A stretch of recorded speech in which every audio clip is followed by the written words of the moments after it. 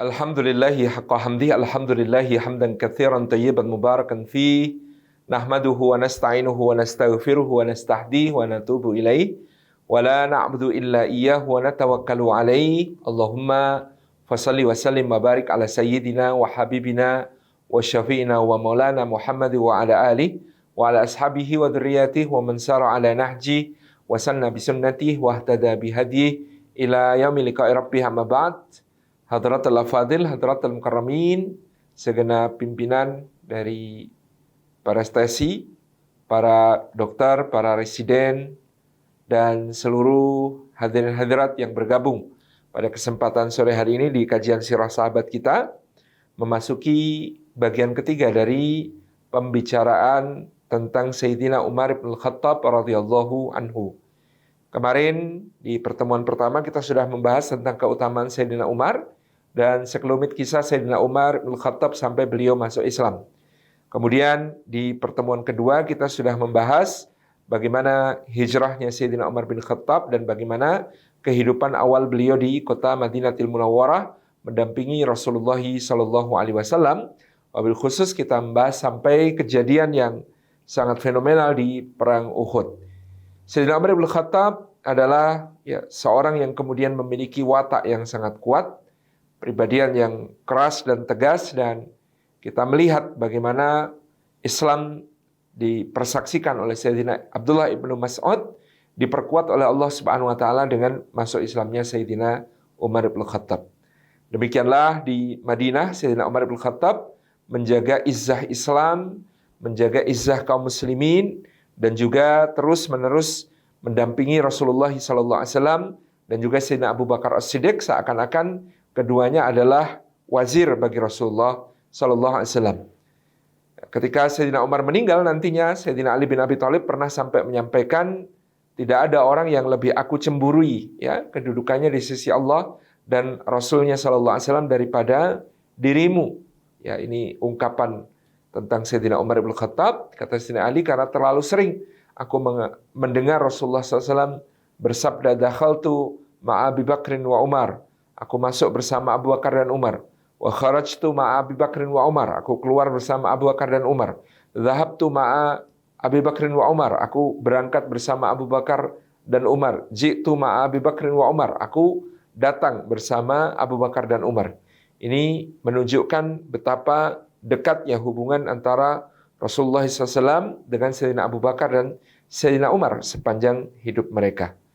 Di antara kejadian-kejadian yang terjadi di Madinatul Munawwarah berkaitan dengan Sayyidina Umar bin Khattab, kemarin juga sudah kita singgung bagaimana Sayyidina Umar adalah seorang muhaddats di antara umat Rasulullah SAW, yaitu seorang yang mendapatkan ilham dari Allah Subhanahu wa taala terkait dengan berbagai kejadian yang kemudian ada di tengah-tengah Rasulullah SAW dan para sahabat, dan ilham pada Sayyidina Umar ini biasanya membarengi turunnya wahyu kepada Rasulullah SAW, termasuk dalam peristiwa perang Badar, tentang tawanan-tawanan perang Badar, kemudian juga dalam peristiwa orang-orang Yahudi yang kemudian mendustakan Sayyidina Jibril alaihissalam, di mana orang-orang Yahudi bertanya kepada Sayyidina Umar bin Khattab, siapakah malaikat yang membawa wahyu kepada nabimu Muhammad sallallahu alaihi wasallam?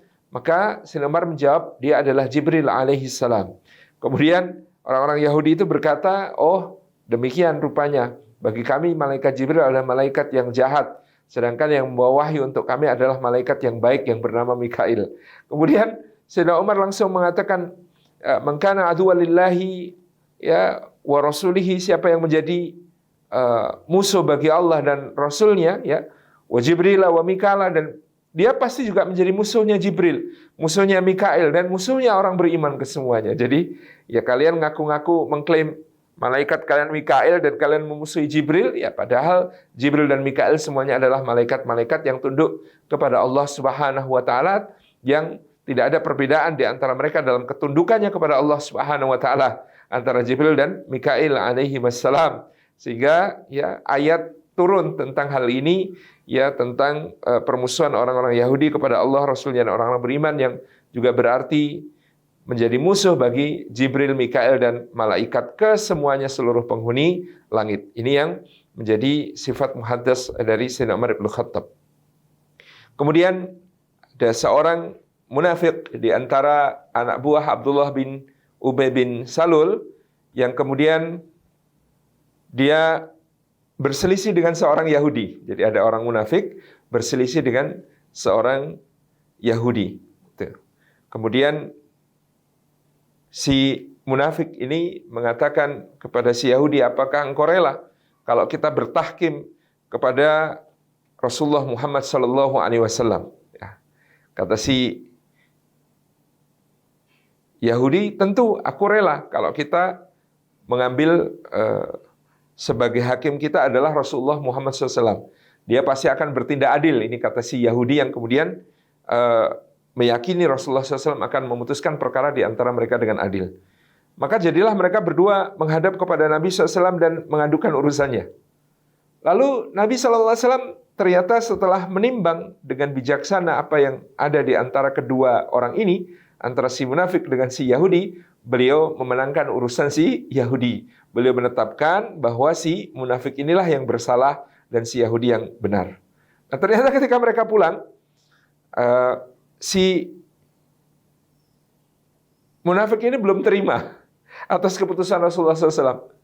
Dia mengatakan kepada si Yahudi, sepertinya kita harus cari second opinion, gitu ya. Cari second opinion, siapa yang bisa memberitahu kita urusan kita ini, memutuskan di antara kita. Lalu kata si Yahudi, memangnya mau berhakim kepada siapa lagi? Kita sudah berhakim kepada orang yang paling diakui kepemimpinannya di seluruh Madinah, Rasulullah Muhammad SAW. Ya, kan ada sahabatnya yang juga orang yang bijaksana, orang yang hebat, yang tidak kalah dari beliau, kata si munafik. Siapa itu? Abu Bakar As-Siddiq. Maka kemudian mereka datang kepada Abu Bakar As-Siddiq. Kedua-duanya menceritakan permasalahannya. Abu Bakar hanya bertanya sederhana, apakah kalian sudah bertanya kepada Rasulullah Muhammad SAW tentang urusan kalian? Kemudian keduanya mengatakan, tentu kami sudah bertanya kepada beliau. Apa jawaban Rasulullah SAW? Jawabannya begini-begini. Kata Abu Bakar As-Siddiq, bagaimana mungkin aku akan memberikan jawaban lain dari apa yang telah dijawab oleh Rasulullah SAW? Maka keputusannya adalah tetap seperti apa yang dikatakan oleh Rasulullah SAW. Keduanya pun beranjak dan si munafik ini belum puas lagi. Dia mengatakan kepada si Yahudi, kita harus tanya ke Umar. Ya. Si munafik ini berharap Sayyidina Umar kan seorang yang ghirah Islamnya sangat kuat. Karena dia mengaku sebagai Muslim, si munafik ini, maka dia berharap Sayyidina Umar tentu akan membela dia, gitu ya. Karena dia adalah Muslim melawan seorang Yahudi di dalam urusan ini. Maka si Yahudi mengiyakan lagi dengan pasrah karena dia mungkin ya manut wae lah rapopo, gitu ya, nggak masalah. Karena kita akan bertemu dengan Umar, paling Umar juga keputusannya akan sama dengan Rasulullah dan Abu Bakar As-Siddiq, itu yang diyakini oleh si Yahudi.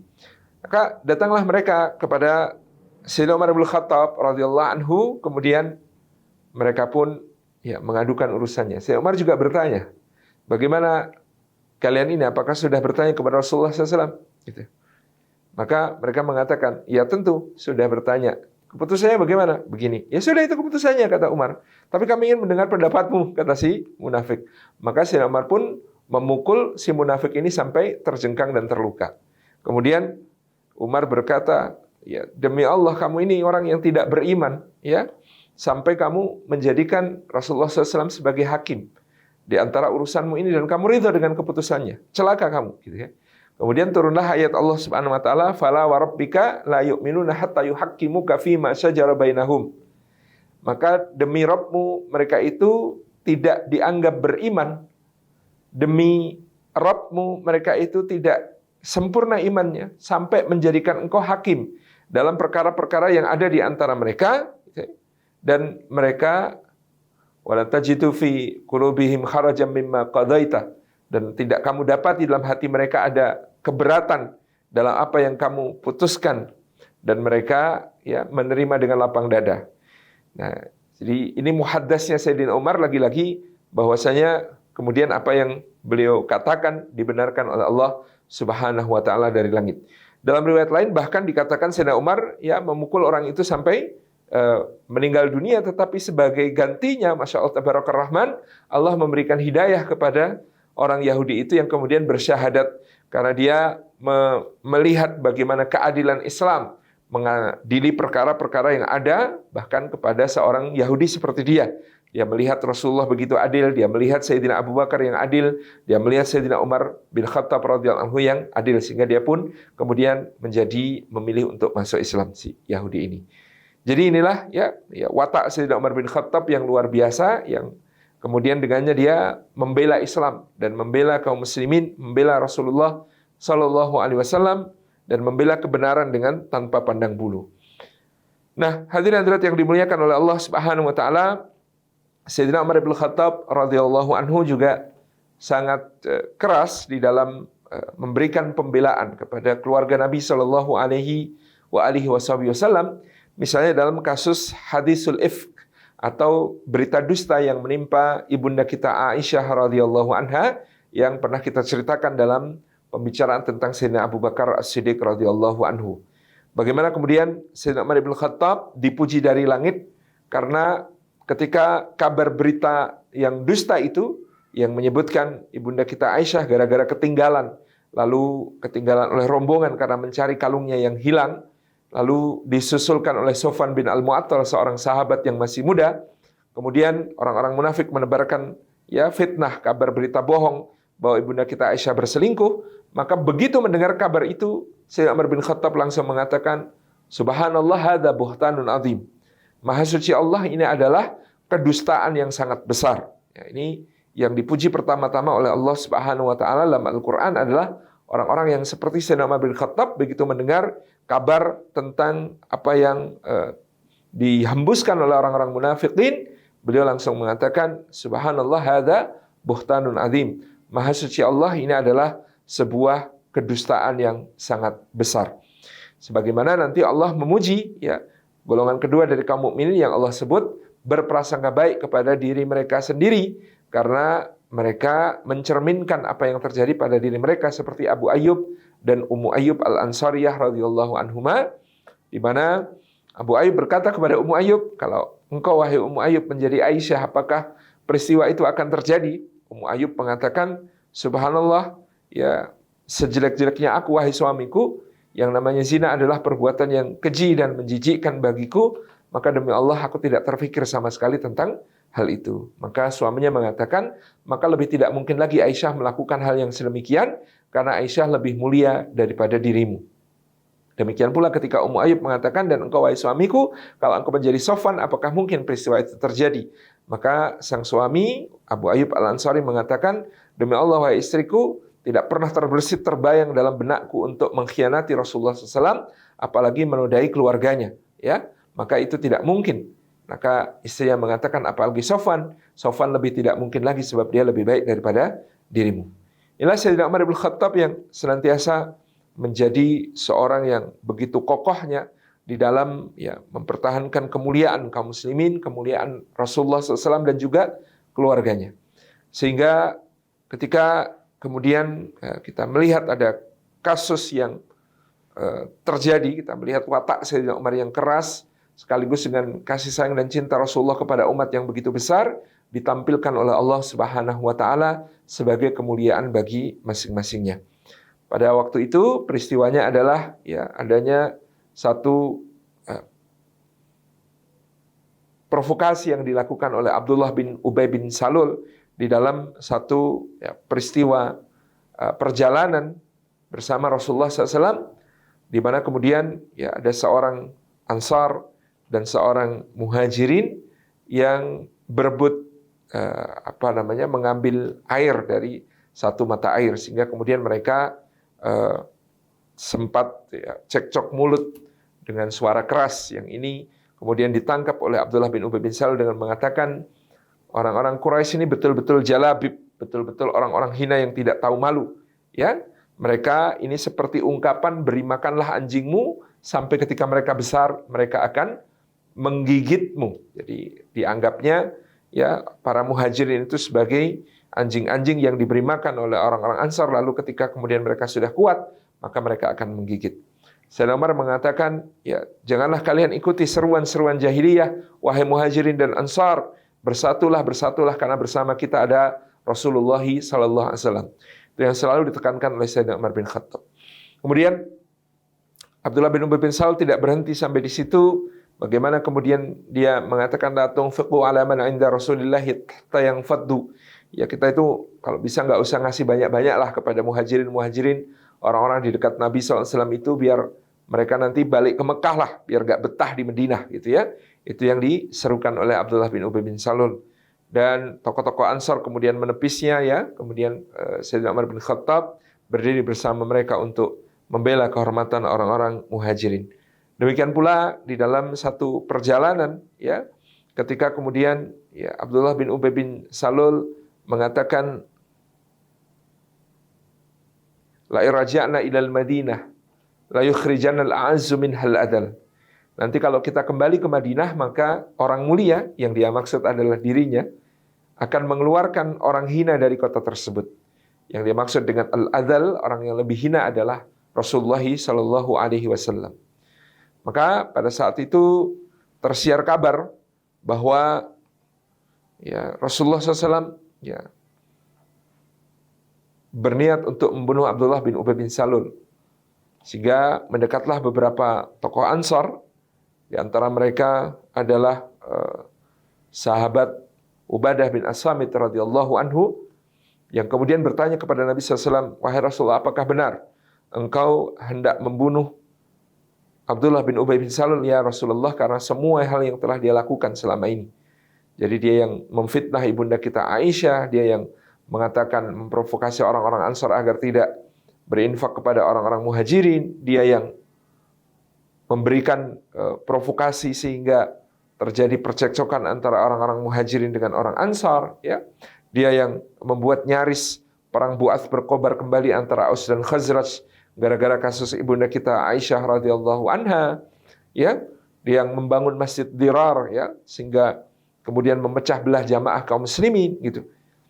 Apakah engkau berniat membunuh orang ini, Abdullah bin Ubay bin Salul ya Rasulullah, kata Ubadah bin As-Samit. Maka Nabi SAW tersenyum, wahai Ubadah, bagaimana menurutmu jika aku melakukannya? Maka apakah orang-orang di seluruh bumi tidak akan berkata Muhammad SAW membunuh sahabatnya sendiri? Karena dia selalu ada di sisi kita, dia selalu bersama kita, dan orang-orang memandang dia sebagai sekutu dan sahabat kita. Kalau aku membunuhnya, tentu orang-orang akan berkata Muhammad membunuh sahabatnya sendiri. Betul ya Rasulullah, kata Ubadah bin As-Samit, maka engkau telah berbuat baik sangat besar kepadanya ya Rasulullah sallallahu alaihi wasallam. Engkau adalah seorang yang sangat halim, engkau sangat sabar atas gangguan-gangguan dan apa yang dilakukannya yang sangat menyakiti engkau. Nah, maka pada saat itu Nabi SAW kemudian dihadap oleh putra dari Abdullah bin Ubay bin Salul, namanya Abdullah bin Ubay bin Salul. Abdullah menangis menghadap Nabi SAW mengatakan, ya Rasulullah, apakah engkau hendak membunuh ayahku? Katakanlah dengan sejujurnya ya Rasulullah, kalau engkau memang hendak membunuh ayahku. Sebab jika engkau ingin membunuhnya, maka demi Allah janganlah engkau suruh salah seorang sahabatmu untuk melakukannya. Karena kalau aku adalah orang yang sangat berbakti kepada orang tuanya, maka barang siapa yang membunuh ayahku, maka pasti aku akan membalaskan dendamnya dan membunuh orang itu. Karena itu aku akan membunuh sahabatmu, lalu dengan itu aku menjadi seorang yang kafir kepada Allah Subhanahu wa taala dan Rasulnya SAW. Jadi jangan perintahkan salah seorang sahabatmu ya Rasulullah untuk membunuh ayahku, karena aku pasti akan dibakar dendam dan baktiku kepada orang tua, lalu aku akan membunuhnya, yang dengan begitu aku akan menjadi kafir. Tapi kalau engkau memang betul-betul ingin membunuh ayahku, perintahkan aku ya Rasulullah. Jangan engkau perintahkan orang lain, tapi perintahkan aku semata-mata, karena seperti apapun cinta dan baktiku kepada ayahku, maka demi Allah aku lebih cinta kepada Allah dan Rasulnya sallallahu alaihi wasallam. Maka Nabi SAW kemudian menggandeng tangan Abdullah bin Ubay bin Salul, seorang lelaki mukmin dengan keimanan yang luar biasa, dengan keimanan yang sejati, meskipun dia memiliki seorang ayah yang munafik. Maka ketika Rasulullah pulang ke Madinah bersama rombongan, Abdullah bin Ubay bin Salul menghadang ayahnya di pintu gerbang kota Madinah. Dia mengatakan kepada ayahnya, demi Allah, ayah tidak boleh memasuki kota Madinah. Kenapa? Kata Abdullah bin Ubay bin Salul, karena ayah telah mengatakan la yukhrijanal a'azzu minhal adal. Orang mulia akan mengeluarkan orang hina hari ini dari kota Madinah. Maka orang mulia itu adalah Rasulullah SAW, sedangkan orang hina itu adalah ayah sendiri. Maka demi Allah, ayah tidak akan diizinkan masuki kota Madinah kalau Rasulullah SAW tidak mengizinkan. Celakalah engkau, kata Abdullah bin Ubay. Bagaimana engkau ini menghalangi ayahmu sendiri? Wahai orang-orang Khazraj, ada apa dengan anakku ini yang telah tersihir rupanya sampai menghalangi ayahnya masuki kota Madinah?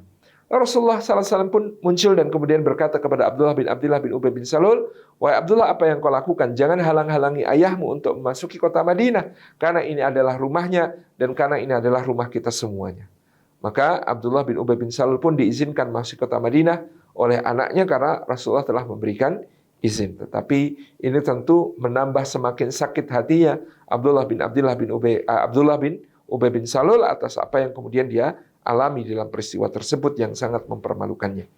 Maka tidak berapa lama kemudian Abdullah bin Ubay bin Salul mati dan kemudian Abdullah bin Ubay bin Salul, putranya yang saleh dan bertakwa ini, putranya yang mukmin dan mukhlis ini menghadap kepada Nabi sallallahu alaihi wasallam. Dia memohon kepada Rasulullah, demi Allah ya Rasulullah, aku belum melihat ayahku bertaubat di akhir hayatnya dari kemunafikannya untuk menjadi seorang mukmin yang mukhlis. Maka demi Allah, ayahku pasti tidak akan selamat di hadapan Allah kecuali jika engkau ya Rasulullah memaafkannya dan memohonkan ampunan untuknya kepada Allah Subhanahu wa taala. Maka mohon ya Rasulullah, engkau hadir ke rumah kami untuk mensalatkan dan mendoakan ayahku, mudah-mudahan dia diampuni oleh Allah Subhanahu wa taala. Tepat pada saat itu turunlah ayat ketika Abdullah bin Ubay bin Salul sudah berlalu, turun ayat kepada Nabi sallallahu alaihi wasallam dalam surah At-Taubah bunyinya adalah engkau mintakan ampun atau tidak engkau mintakan ampun maka sama saja bagi mereka. Jikapun engkau mintakan ampun 70 kali kepada Allah untuk mereka, maka Allah tidak akan mengampuni mereka. Nah, ayat ini turun kepada Nabi SAW pada saat itu. Tapi ternyata Rasulullah SAW setelah membacakan ayat itu, termasuk di dalam yang hadir itu ada Sayyidina Umar bin Khattab, maka Rasulullah tetap berdiri bangkit untuk memenuhi undangan Abdullah bin Ubay bin Salul sebagai penghormatan kepadanya untuk menuju ke perkampungan Khazraj di mana Abdullah bin Ubay bin Salul mayatnya disemayamkan untuk didoakan dan disolatkan. Rasulullah sudah bangkit berdiri, maka Sayyidina Umar bin Khattab menghadangnya. Ya Rasulullah, apakah engkau hendak berangkat sementara Allah telah melarangmu? Demi Allah, Allah telah melarangmu. Maka Rasulullah SAW mengatakan kepada Sayyidina Umar sambil tersenyum, tidak wahai Umar, sungguhnya Allah tidak melarangku. Allah hanya mengatakan kepadaku bahwa ku mintakan ampun atau tidak ku mintakan ampun maka sama saja. Kalau ku mintakan ampun atau tidak ku mintakan ampun sama saja, maka aku tetap akan memintakan ampunan untuknya kepada Allah. Kalau Allah mengatakan, meskipun kau mintakan ampun 70 kali, maka Allah tidak akan mengampuninya. Maka demi Allah, aku wahai Umar akan memintakan ampun untuknya 70 kali, kemudian 70 kali, kemudian 70 kali lagi. Sayyidina Umar yang menghadang Rasulullah SAW kemudian gemetaran, lalu beliau pun jatuh terduduk. Kemudian Umar mengatakan, demi Allah, Rasulullah SAW adalah rahmat bagi semesta alam, dan betapa lancangnya aku menghalang-halangi beliau, betapa takutnya aku setelah itu semua amal-amalku akan dihapus, dicerabut oleh Allah Subhanahu wa taala karena aku telah menentang Rasulullah SAW. Tetapi Sayyidina Umar berdiri di atas hujah yang benar tentang ayat tadi, yaitu bahwa beliau melarang Rasulullah mendoakan dan mensalatkan Abdullah bin Ubay bin Salul, tapi Rasulullah SAW selalu menginginkan memberikan yang terbaik untuk umatnya, sehingga Rasulullah tetap berangkat dengan celah tadi bahwa sama saja tetap saya mintakan ampun. Dimintakan ampun 70 kali tidak diampuni, akan saya tambahi istighfarnya untuk dia. Baru setelah Rasulullah SAW selesai mensalatkan dan mendoakan Abdullah bin Ubay bin Salul, hukum finalnya datang. Hukum finalnya itu turun dari sisi Allah Subhanahu wa taala berbunyi la takum fihi abadan. Jangan pernah kamu berdiri untuk mensalatkan salah seorang di antara mereka selama-lamanya setelah hari ini. Jadi ternyata Rasulullah diberi kesempatan untuk menunjukkan cinta beliau pada umat, penghormatan beliau kepada Abdullah bin Ubay bin Salul dengan memenuhi undangannya untuk mensolatkan ayahnya, tapi setelah itu pintunya ditutup oleh Allah. Setelah itu Rasulullah SAW dilarang oleh Allah Subhanahu Wa Taala untuk mensolatkan seorang pun di antara orang-orang munafik yang masih ada, ya sebagai hukum final. Inilah yang kemudian nanti akan senantiasa diikuti oleh Sayyidina Umar bin Khattab, karena sahibu sirri Rasulullah SAW dalam soal orang-orang munafik adalah Hudzaifah ibnul Yaman radhiyallahu anhu, ya. Jadi dikatakan pada zaman itu bahwa Hudzaifah ibnul Yaman itu yang diberi daftar nama orang-orang yang telah jelas kemunafikannya oleh Nabi SAW. Sehingga ya di masa pemerintahan Sayyidina Umar bin Khattab nanti ketika beliau jadi khalifah, Sayyidina Umar selalu ngecek, ya, tanya, itu Hudzaifah ibnul Yaman nyolatin enggak? Kalau Hudzaifah ibnul Yaman nyolatin, berarti kita sholatkan. Kalau Hudzaifah ibnul Yaman tidak mensolatkan, maka tidak perlu kita solatkan.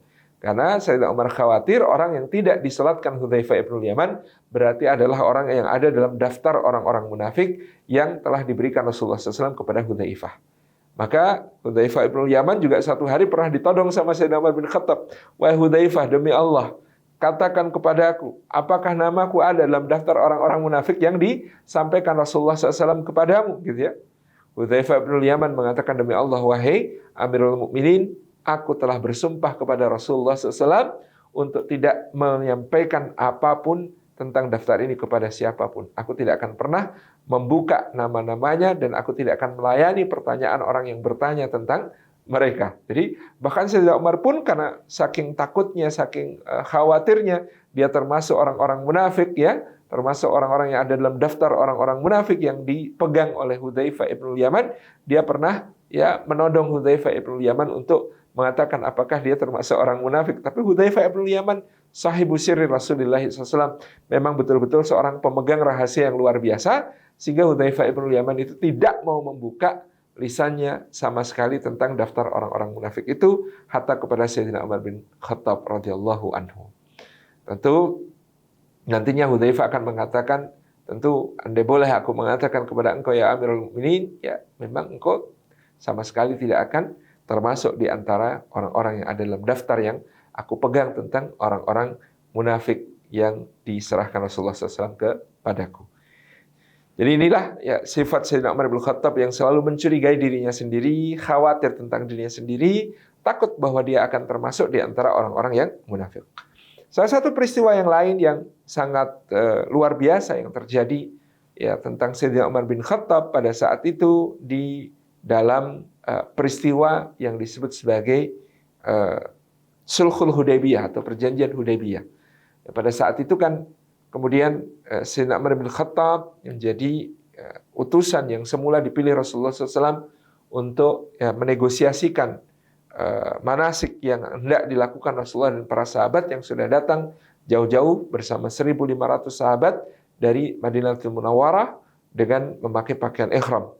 Tapi pihak Mekah bersikeras untuk menolak ya rombongan Rasulullah SAW itu. Sampai kemudian Sayyidina Umar merasa keberatan, mengatakan kepada Nabi SAW, ya Rasulullah, engkau tahu seperti apa orang-orang Quraisy kepadaku, dan engkau juga tahu seperti apa aku kepada orang-orang Quraisy. Kalau aku yang engkau utus untuk menjadi juru runding kepada mereka, tentu yang terjadi justru akan pertumpahan darah. Maka lebih baik engkau mengutus orang yang disayangi oleh orang-orang Quraisy. Ini sarannya Sayyidina Umar ketika itu. Memang sukunya Sayyidina Umar, Bani Adi bin Ka'ab adalah suku yang menangani sifarah dalam kepemimpinan kota Makkah atau tentang urusan duta-duta, negosiator-negosiator, diplomat-diplomat. Itu memang urusannya Bani Adi bin Ka'ab, sukunya Sayyidina Umar. Tetapi pada saat itu Umar mengatakan, kalau saya sepertinya tidak tepat ya Rasulullah ketika harus diutus untuk menemui orang-orang Quraisy. Jadi siapa, kata Rasulullah SAW, yang harus diutus? Kata Sayyidina Umar bin Khattab, yang harus diutus adalah Utsman. Karena Utsman adalah orang yang disayang oleh orang Quraisy. Usul itu diterima dan Utsman pun berangkat, dan ketika itu ternyata Utsman ditahan. Ya, beliau dipersilahkan untuk bermanasik, tapi Rasulullah tetap tidak diizinkan untuk bermanasik, sehingga Utsman mengatakan, kalau Rasul tidak bermanasik, saya pun tidak bermanasik. Ya, khawatir ada gejolak, maka Sayyidina Utsman pun ditahan oleh orang Quraisy. Bahkan pada saat itu terjadi desas-desus bahwa Sayyidina Utsman telah dibunuh oleh orang-orang Quraisy. Maka Rasulullah mengumpulkan para sahabat radhiyallahu anhum ajma'in di bawah pohon tahta syajarah.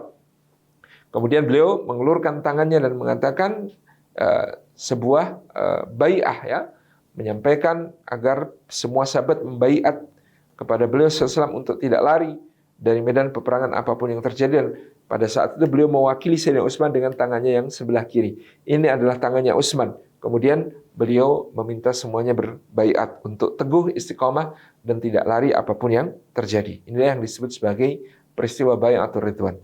Kemudian sini berganti satu demi satu utusan-utusan Quraisy, ya, datang untuk bernegosiasi dengan Rasulullah, mencoba untuk mengintimidasi dan memaksa Rasulullah mundur dan pulang ke Madinah. Dimulai dari Budail bin Warqa al-Khuzai, pemimpin suku Khuza'ah, yang ternyata berbalik mendukung Rasulullah SAW begitu melihat Rasulullah dan para sahabat memakai ihram dengan rapi dan menggiring hewan-hewan hadyu, hewan-hewan yang akan disembelih sebagai kurban oleh para sahabat. Ya, seorang Budail bin Warqa al-Khuzai adalah seorang yang sangat menghormati syiar-syiar ibadah, sehingga dia kembali dan mengatakan, demi Allah, aku melihat Muhammad tidak punya niat selain untuk beribadah. Kalian tidak boleh menghalanginya, karena siapa yang berani menghalangi orang dari beribadah kepada Allah Subhanahu wa taala, dia pasti dibinasakan oleh Allah Subhanahu wa taala. Ini yang menjadi keyakinan Budail bin Warqa al-Khuzai. Ya, kemudian orang-orang Quraisy justru kemudian dasar Budail ini disuruh nyuruh Muhammad pulang malah dukung gitu, ya. Maka kemudian Budail disuruh kembali kepada sukunya, ya, suku Khuza'ah pada saat itu. Padahal semula orang-orang Quraisy meminta Budail yang maju agar Rasulullah tahu bahwa kalau beliau nekat masuk kota Mekah, ya, akan menghadapi beliau bukan cuma Quraisy tapi juga suku-suku lain, termasuk suku Khuza'ah yang dipimpin oleh Budail, sebuah suku yang sangat besar di luar kota Mekah. Kemudian ada tokoh-tokoh lain, ya, yang satu demi satu menghadap Nabi SAW, yang termasuk di antara yang penting selain Budail bin Warqa al-Khuzai adalah Urwah bin Mas'ud as-Saqafi dari Taif. Ya, seakan-akan orang Quraisy hendak mengatakan kalau Rasulullah macam-macam, maka ya bukan cuma Mekah yang akan bergerak, tapi juga Taif yang akan kemudian membela kota Mekah melawan beliau. Tapi lagi-lagi juga Urwah bin Mas'ud kembali dengan mengatakan, demi Allah, aku pernah ketemu Kisra, pernah ketemu Kaisar, pernah ketemu Najasyi, Raja Habasyah, saya pernah ketemu raja-raja dunia. Tapi saya tidak pernah melihat penghormatan orang-orang yang menjadi pengikut mereka di sekitar mereka seperti penghormatan sahabat-sahabat Muhammad SAW kepada Muhammad SAW. Itu, ya, melebihi penghormatan semua orang kepada raja-raja, kepada kaisar-kaisar. Itu yang dilihat oleh Urwah bin Mas'ud as-Saqafi. Jadi berbalik pula, ya, di antaranya jadi Urwah bin Mas'ud justru mendukung, ya, Rasulullah SAW. Kemudian terakhir, ya, Quraisy mengutus Suhail bin Amr, salah seorang pemimpin kota Mekah. Suhail bin Amr kemudian, ya, berunding dengan Rasulullah. Ya, Rasulullah mengatakan, ya, Rasulullah menyampaikan bahwa Quraisy mengutus Suhail. Suhail adalah isim tazkir dari Sahal. Sahal artinya mudah. Maka kata Nabi SAW, berarti Quraisy menghendaki urusan ini menjadi mudah. Maka bernegosiasilah antara Rasulullah SAW dengan Suhail bin Amr, lalu dihasilkan apa yang kemudian menjadi perjanjian Hudaybiyah. Ya, pokok pertama, ya, ketika itu hendak menulis nama di masing-masing dalam kertas perjanjian. Sayyidina Ali bin Abi Thalib yang ada di situ, yang menjadi sekretaris Rasulullah SAW, beliau mendiktekan, mengimlakkan, inilah perjanjian antara, ya, Muhammad Rasulullah dengan Suhail bin Amr. Dimulai dengan kata, tulis wahai Ali, Bismillahirrahmanirrahim. Sayyidina Ali sudah mulai menulis Bismillahirrahmanirrahim. Maka Suhail protes, kenapa tidak kita tulis seperti kebiasaan kita? Kalau Allah saya kenal, kalau Allah itu saya tahu, tapi Ar-Rahman saya tidak kenal, Ar-Rahim saya juga tidak kenal, wahai Muhammad. Maka hapus Ar-Rahman Ar-Rahim, tulis sebagaimana kita tulis biasanya, yaitu Bismikallahumma, dengan namamu ya Allah. Maka Rasulullah kemudian tersenyum dan memerintahkan Sayyidina Ali menghapus Ar-Rahman Ar-Rahim. Sayyidina Ali nggak mau menghapus Ar-Rahman Ar-Rahim. Tidak, ya Rasulullah, saya tidak akan menghapus sifat Allah yang sangat mulia, sifat Maha Pengasih dan Maha Penyayang. Rasulullah minta ditunjukkan bagian yang berbunyi Ar-Rahmanir Rahim, lalu beliau menghapus dengan tangannya sendiri, menghapus dengan tangan beliau Sallallahu Alaihi Wasallam sendiri. Kemudian, ya, ini adalah perjanjian antara Muhammad Rasulullah dengan Suhail bin Amr, utusan Quraisy. Suhail protes lagi, sebentar, saya ini tidak mengakui Anda sebagai utusan Allah. Kalau saya mengakui Anda sebagai utusan Allah, ya tentu selama ini saya tidak akan memusuhi Anda. Itu yang dikatakan Suhail bin Amr. Jadi apa yang harus aku tulis, wahai Suhail? Kata Rasulullah sambil tersenyum. Suhail bin Amr mengatakan, tulislah sebagaimana nama seseorang ditulis. Muhammad bin Abdullah, Suhail bin Amr. Gitu ya. Kamu Muhammad bin Abdullah, saya Suhail bin Amr. Rasulullah pun mengatakan, ayo Ali, hapus Rasulullahnya, ganti bin Abdullah. Gitu ya. Maka Sayyidina Ali menggelengkan kepala lagi. Saya nggak mau ya Rasulullah nulis atau menghapus kalimat Rasulullah. Maka Rasulullah minta ditunjukkan, beliau menghapus dengan tangannya sendiri. Ini yang kemudian terjadi pada saat itu, dan klausulnya pertama disepakati ya antara Makkah dengan Madinah, antara Quraisy dengan kaum muslimin, ada gencatan senjata selama 10 tahun. Yang kedua, klausulnya bahwa untuk tahun ini Rasulullah tidak diperbolehkan memasuki kota Mekah. Dia harus kembali bersama para sahabat yang lain untuk kemudian mendapatkan kesempatan ya untuk berumrah pada tahun berikutnya, yang disebut sebagai Umratul Qadha tahun ke-7 Hijriah. Nah, ini kenapa kok harus ditunggu tahun depan? Karena tahun ke-6 ini baru saja selesai yang namanya perang Ahzab, perang Khandaq, di mana Makkah mengalami kegagalan besar ketika mengepung Madinah. Kalau tahun itu sudah langsung buka ya kota Mekah untuk dimasuki oleh Rasulullah dan para sahabat, maka tentu efek kekalahan kota Mekah ini akan menjadi isu besar bagi seluruh bangsa Arab dan membuat Quraisy tidak akan lagi dihormati sebagai penjaga Ka'bah dan Baitullah. Itu alasannya. Jadi kenapa harus mundur tahun depan? Kenapa tidak boleh tahun ini? Ya. Kemudian di situ juga disebutkan kalau ada orang di Makkah yang masuk Islam, kemudian dia berusaha untuk hijrah ke Madinah, ya kalau sampai di Madinah, maka Rasulullah SAW wajib mendeportasinya atau mengembalikannya ke kota Makkah, ya supaya kemudian dia tidak diizinkan untuk hijrah. Tapi sebaliknya, kalau ada orang yang dari Madinah dia murtad, dia keluar dari agama Islam, kembali ke kota Makkah, maka dia tidak diwajibkan, ya, kota Makkah tidak diwajibkan untuk mendeportasi atau mengekstradisi penjahat demikian ke kota Madinah. Ini yang disepakati. Nah, ya poin-poin kesepakatan ini membuat ya antara Sayyidina Umar dengan Sayyidina Abu Bakar waktu itu sempat terjadi ketegangan, karena Sayyidina Abu Bakar tentu dengan iman yang tidak pernah ya mempertanyakan apa-apa yang datang dari Allah dan Rasul-Nya, langsung sami'na wa ata'na kepada keputusan itu. Tapi bagi Sayyidina Umar itu kan sesuatu yang berat. Bagaimana mungkin kita 10 tahun gencatan senjata dengan Mekah? Nggak bisa ini. Harus kita selesaikan dalam waktu dekat, kita taklukkan Mekah, hancurkan Mekah. Ini sudah tinggal beberapa step lagi kita bisa berjaya mengalahkan kota Mekah. Kenapa kita bikin gencatan senjata 10 tahun? Apa maksudnya? Kemudian ya Sayyidina Abu Bakar mengatakan, wahai Umar, bukankah ini adalah keputusan Allah dan Rasul-Nya? Iya, tapi kenapa begini? Gitu. Ya, tenang saja, kita tunggu siapa yang lebih tidak tahan untuk melanggar perjanjian. Kalau ada yang melanggar, maka tentu yang dilanggar akan menghukumnya. Itu yang akan kita lakukan. Kemudian, yang kedua, ya, kenapa tidak bisa umrah tahun ini? Bukankah Rasulullah sudah berjanji bahwa kita akan memasuki kota Makkah dengan aman, sentosa, dan bisa berumrah? Kata Sayyidina Abu Bakar, memangnya beliau berjanji pasti tahun ini. Yang penting kan kita masuk kota Mekah dengan aman. Boleh jadi tahun ini, boleh jadi tahun depan. Artinya kalau tahun depan kita masih dikaruniai Allah umur untuk bisa masuk kota Mekah tahun depan. Kenapa kita kemudian memberi kehinaan kepada agama kita dengan saudara-saudara kita Muslim yang hendak berhijrah, mereka larang. Dan kita harus mengembalikannya ke kota Mekah. Abu Bakar menyikapi dengan bijak, tentu kita bisa mendapatkan berbagai informasi di kota Mekah melalui saudara-saudara kita Muslim yang masih tertahan di kota Mekah. Nah, kalau ada penjahat murtad dari Madinah, kenapa tidak harus dikembalikan? Ya, buat kita apa gunanya memelihara orang yang murtad? Biarkan mereka bergabung dengan sesamanya di kota Mekah. Pengkhianat-pengkhianat itu berkumpul di kota Mekah. Ini yang dikatakan oleh Abu Bakar As-Siddiq. Bukankah beliau adalah Rasulullah, kata Umar. Rasulullah, ya Rasulullah, memang Rasulullah. Dan memangnya siapa lagi? Beliau itu Rasulullah ya. Semua keputusan beliau kita ikuti. Tapi hati saya belum terima, kata Umar. Wahai Umar, ridhokan hatimu karena ini adalah keputusan Allah dan Rasul-Nya.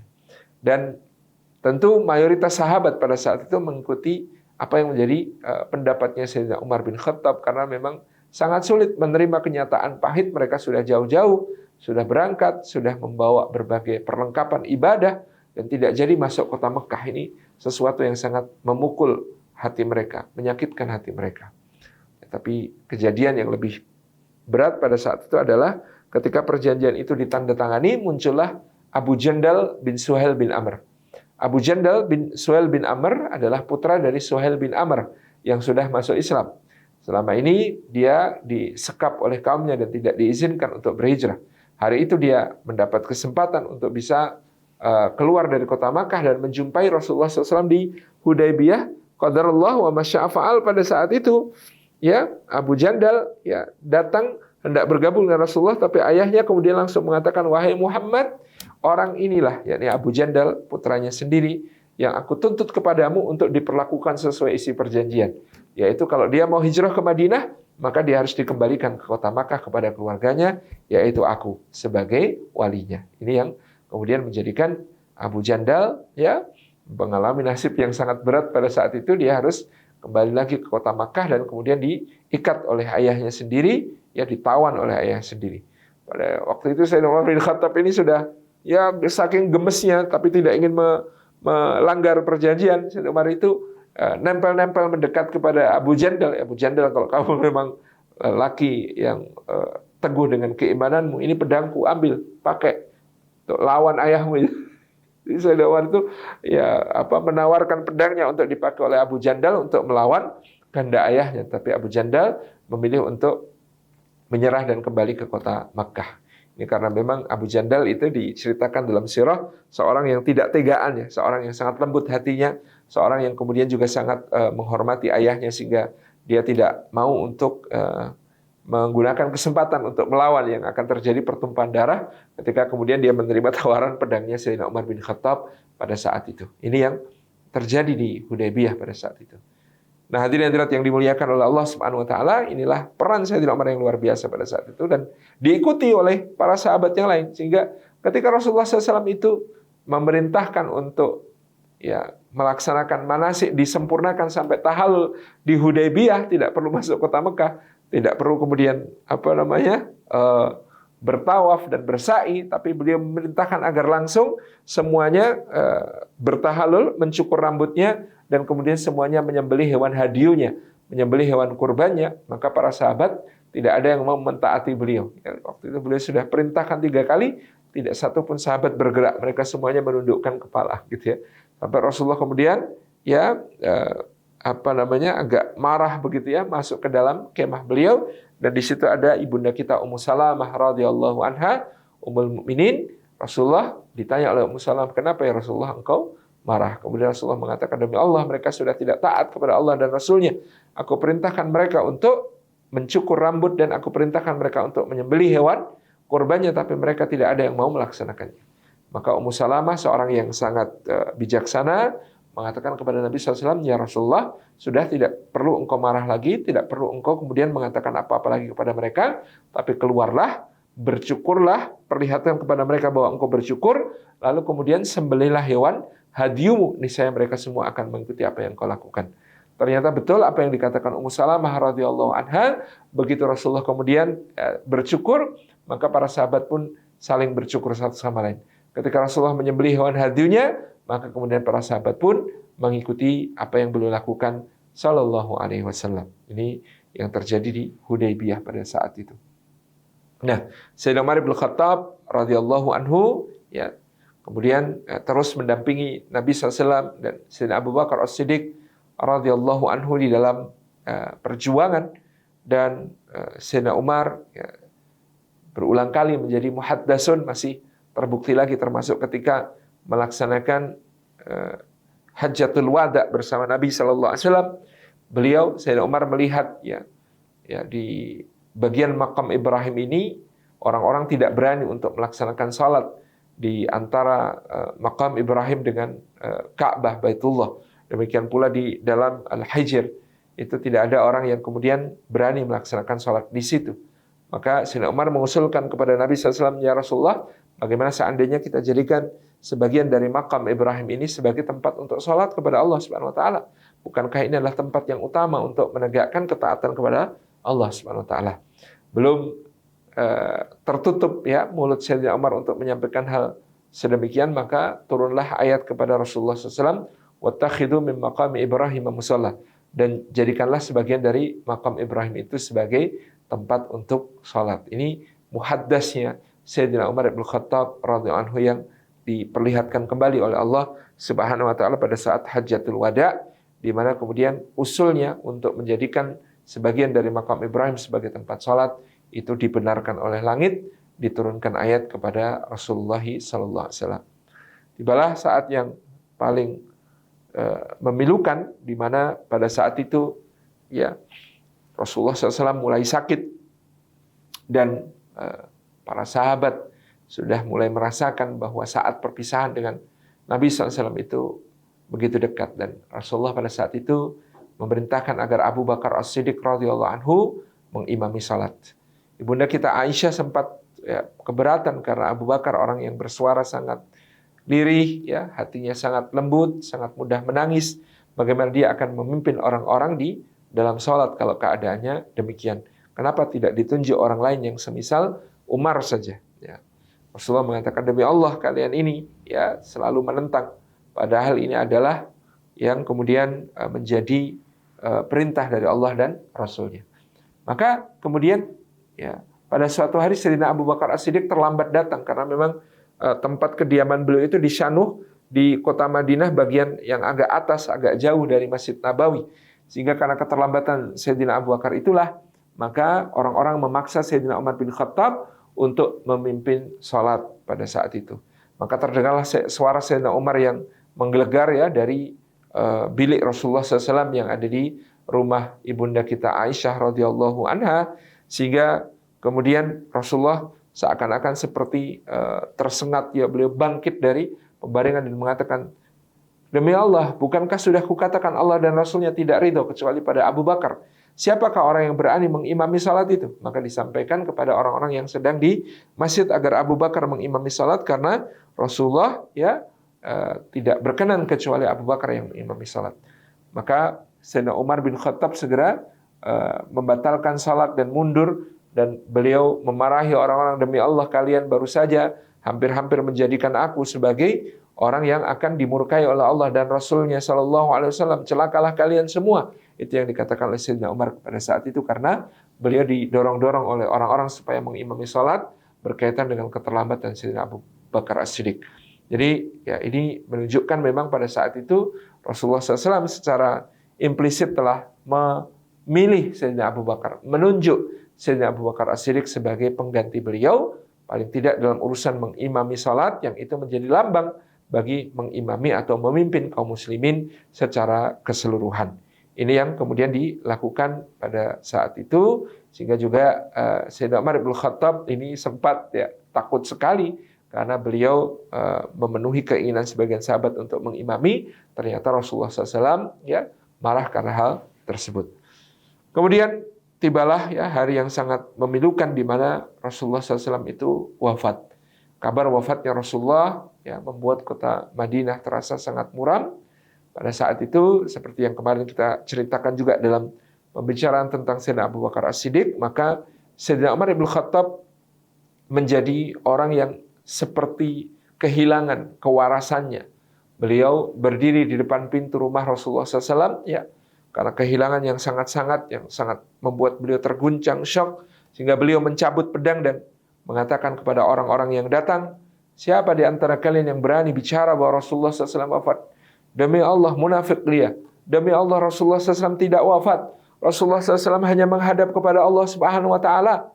Demi Allah beliau akan kembali kepada kita. Sebagaimana dulu ketika Musa, ya itu menghadap Allah Subhanahu Wa Taala di Tursina, dikabarkan bahwa dia telah meninggal, padahal Musa setelah 40 hari akhirnya kembali kepada kaumnya. Seperti itulah Rasulullah. Rasulullah akan kembali kepada kita. Siapa yang berani mengatakan Rasulullah wafat, majulah, akan aku potong lehernya, akan aku potong lidahnya. Demi Allah dia munafik. Demi Allah dia orang yang kemudian telah menyebarkan berita bohong. Jadi berteriak-teriak Sayyidina Umar bin Khattab di depan pintu rumah Nabi SAW sambil mengacung-acungkan pedangnya kepada orang-orang, sehingga orang-orang pun ketakutan. Sampai tibalah Sayyidina Abu Bakar As-Siddiq dari Syanu, mengikat untanya, kemudian ya tanpa bisa dihalangi oleh Sayyidina Umar, tentu beliau masuk ke dalam rumah ibunda kita Aisyah.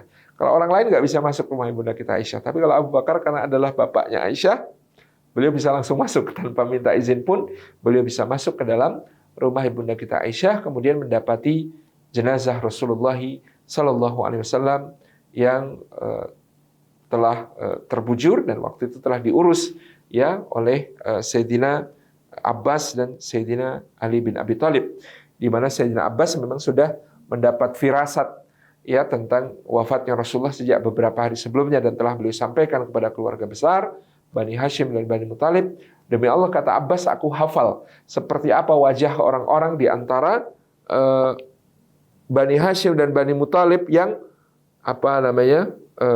yang hendak meninggal. Jadi kata Abbas, saya tuh lihat bagaimana dulu Abdul Muthalib, bapak saya lihat bagaimana Abu Talib, saya lihat bagaimana yang sudah mendahului semuanya di antara Bani Hashim, Al-Haris dan lain sebagainya. Saya tahu seperti apa wajah mereka menjelang meninggal, dan ini tanda-tanda itu sudah saya dapati pada Rasulullah SAW. Maka ini adalah sudah dekat waktunya. Ini Sayyidina Abbas bin Abdul Muthalib yang kemudian menjadi pemberi kabar yang duka ini sejak sebelumnya agar keluarga bersiap-siap. Nah, pada saat Abu Bakar masuk, beliau mendapati jenazah Nabi SAW. Beliau pun menciumnya dan mengatakan, betapa harumnya engkau ya Rasulullah ketika engkau hidup, dan betapa harumnya engkau ketika engkau sudah mati. Demi Allah, ya Allah tidak akan mengumpulkan dua kematian pada dirimu. Jika ini engkau telah dipanggil olehnya, maka ini adalah kematian yang tidak ada satupun makhluk bisa menghindar darinya. Keluarlah Sayyidina Abu Bakar As-Siddiq dan melihat Sayyidina Umar bin Khattab masih berteriak-teriak dan mengacung-acungkan pedang. Beliau mengatakan, ijlis ya Umar, ijlis ya Umar. Tapi Sayyidina Umar tidak menggubris kata-kata Abu Bakar As-Siddiq, sehingga kemudian Abu Bakar As-Siddiq menuju ke sebuah tempat yang agak tinggi. Kemudian beliau ya berdiri kemudian mengatakan, ya qaum, ya orang-orang berkumpul kepada Sayyidina Abu Bakar As-Siddiq. Kemudian beliau membacakan ayat Allah Subhanahu wa taala, ya wa ma Muhammadun illa rasul qad khalat min qablihi ar-rusul afa immata aw qutilan qalabtum ala aqabikum wa may yanqalib ala aqibaihi falan yadurrullaha syai'a wa sayajzillahu syakirin. Allah berfirman, tidak lain Muhammad itu hanyalah seorang rasul, telah berlalu sebelum Muhammad banyak rasul-rasul yang lain. Apakah kalau Muhammad mati atau terbunuh, kalian akan berbalik ke belakang, kembali murtad, meninggalkan kebenaran? Dan barang siapa yang berbalik ke belakang, kata Allah, maka dia tidak bisa memberi madarat sedikit pun kepada Allah, dan Allah pasti akan memberikan balasan yang sebaik-baiknya kepada orang-orang yang bersyukur. Ini yang dibaca oleh Abu Bakar, dan pada saat mendengar ayat itu dibacakan Abu Bakar, tulang-tulang Sayyidina Umar serasa dilolosi. Sayyidina Umar pun ambruk ya pada saat itu dan mengatakan, demi Allah seakan-akan ayat itu belum turun sampai Abu Bakar membacakannya untuk kami pada hari wafatnya Rasulullah sallallahu alaihi wasallam. Kemudian pada masa ya kepemimpinan Sayyidina Abu Bakar As-Siddiq radhiyallahu anhu, maka Sayyidina Umar bin Khattab memainkan peran yang sangat penting, di mana Abu Bakar tidak akan pernah memutuskan satu persoalan pun kecuali setelah bermusyawarah dengan Sayyidina Umar bin Khattab. Bahkan dalam beberapa kesempatan apa yang disampaikan oleh Sayyidina Umar bin Khattab lebih menjadi keputusan dibandingkan bahkan apa yang kemudian disampaikan oleh Abu Bakar As-Siddiq. Misalnya dalam peristiwa Uyainah bin Hisn Al-Fazari dan juga seorang tokoh lagi, ya, Al-Aqra' bin Habis, ya, Al-Aqra' bin Habis dan Uyainah bin Hisn. Al-Aqra' bin Habis dan Uyainah bin Hisn ini sudah masuk Islam di zaman Rasulullah, tapi mereka dianggap tokoh dari Najd yang mu'allaf, ya, yang mu'allaf. Maka kemudian ya, mereka mendapatkan bagian dari zakat, ya, karena wal mu'allafatu qulubuhum itu orang-orang yang mu'allaf ini mendapat bagian dari zakat di masa Rasulullah SAW. Nah, tapi sudah berulang masa bertahun-tahun ini tetap minta bagian zakat, ya. di masa Abu Bakar As-Siddiq, datanglah mereka berdua kepada Abu Bakar, kami ini dulu di masa Nabi SAW selalu mendapatkan bagian zakat. Kok ini sekarang kami belum dibayar bagian kami dari zakat, karena kami adalah mu'allaf gitu ya. Maka kemudian akhirnya Abu Bakar As-Siddiq menulis surat keputusan untuk memberikan bagian zakat kepada Al-Aqra' bin Habis dan Uyainah bin Hisn. Kemudian surat ini oleh Abu Bakar diberikan, kemudian dikatakan, kalian temui Umar karena kunci Baitul Mal ada di tangan Umar, dan Umarlah yang memiliki hak untuk mengeluarkan atau memasukkan sesuatu ke dalam Baitul Mal. Jadi waktu itu ya Umar itu di masa Abu Bakar kayak Perdana Menteri yang memegang perbendaharaan negara gitu ya. Maka datanglah keduanya kepada Sayyidina Umar bin Khattab. Sayyidina Umar membaca surat keputusan Abu Bakar itu, kemudian merobek-robeknya.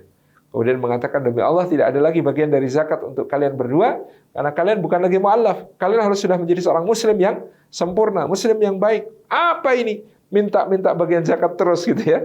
Nah, kemudian karena dibentak-bentak oleh Umar, kedua orang ini menghadap Abu Bakar As-Siddiq radhiyallahu anhu dan mengatakan, ya Abu Bakar, sebenarnya khalifahnya itu kamu atau Umar? Kamu memberi keputusan, kami bawa keputusan kepada Umar, tapi dia merobek-robeknya.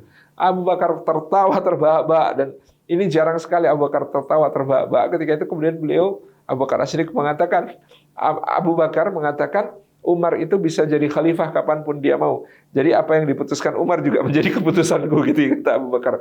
Jadi Abu Bakar tidak tersinggung ya oleh apa yang dilakukan oleh Sayyidina Umar bin Khattab, karena pada saat itu Sayyidina Umar bin Khattab ya menyampaikan bahwa keduanya sudah tidak layak untuk mendapatkan zakat ya. Maka kata Abu Bakar, ya apa keputusan Umar itu yang aku ikuti gitu ya.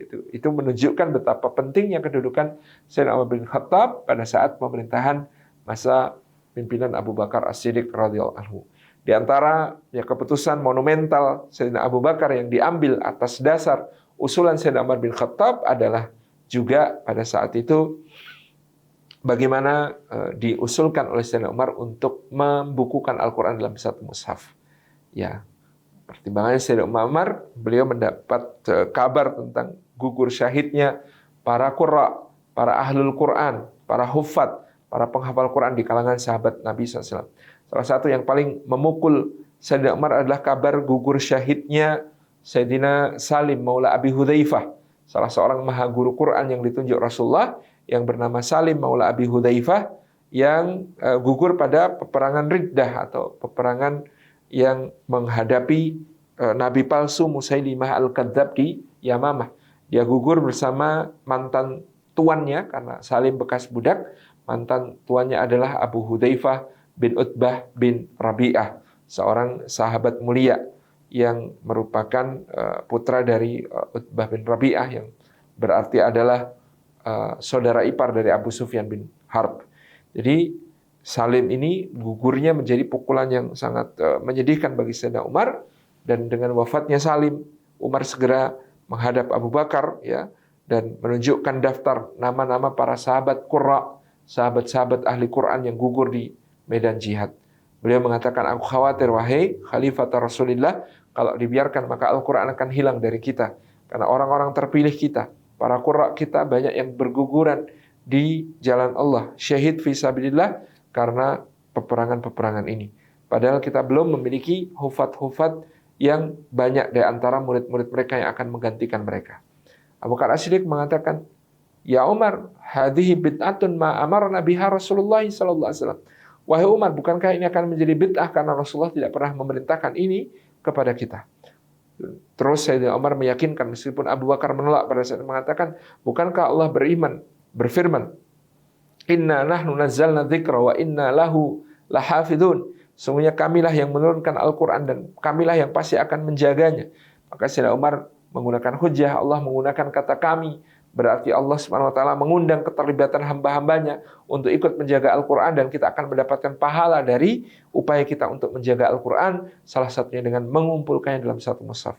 Maka atas usul Sayyidina Umar ini, akhirnya Abu Bakar ya terbuka hatinya, dan kemudian beliau menunjuk Zaid bin Thabit, seorang sahabat muda belia yang merupakan qari di antara para qurra Madinah, sekaligus seorang katib, seorang penulis wahyu di masa Rasulullah Sallallahu Alaihi Wasallam, yang kemudian menjadi ketua tim penyusunan mushaf Al-Quran yang beranggotakan para sahabat senior. Di antara mereka ada Utsman bin Affan, ada Ali bin Abi Thalib, ya, ada Sayyidina Ubay bin Ka'ab dan Sayyidina Mu'ad bin Jabal dan lain sebagainya yang kemudian bergabung menjadi tim penyusun mushaf yang kemudian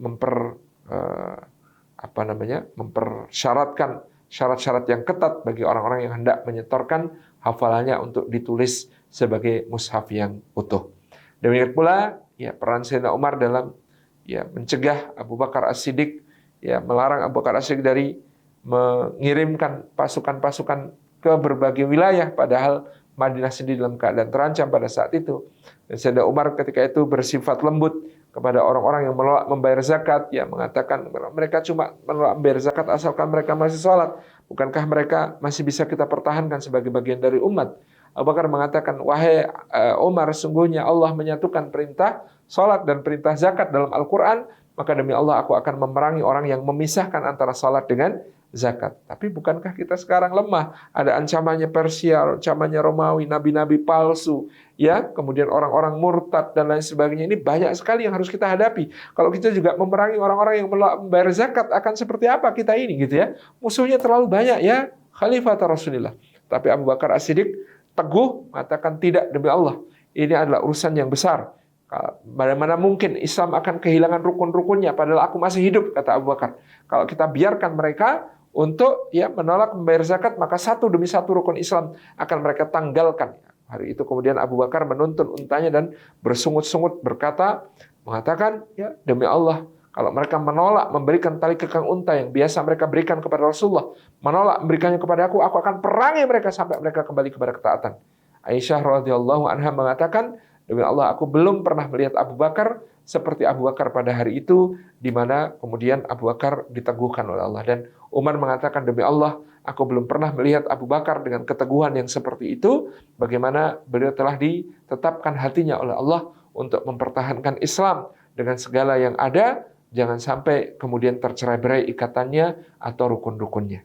Inilah peran yang luar biasa dari Sayyidina Umar bin Khattab selama masa pemerintahan Sayyidina Abu Bakar As-Siddiq, yang beliau radhiyallahu anhu mendampingi Abu Bakar ya dengan menyeimbangkan segala hal yang menjadi pertimbangan-pertimbangan Abu Bakar. Kalau Abu Bakar lembut, Umar memberikan sisi keras dan tegasnya. Kalau Abu Bakar sedang keras dan tegas, maka justru Sayyidina Umar memberikan pertimbangan-pertimbangan tentang kelembutannya. Insyaallah ya, karena waktunya habis, kita akan sambung dengan pertemuan yang keempat nanti tentang Sayyidina Umar, bagaimana beliau menjadi khalifah dan bagaimana masa pemerintahan Sayyidina Umar bin Khattab sebagai Khulafaur Rasyidin yang kedua. Jazakumullah khairan. Wassalamualaikum warahmatullahi wabarakatuh.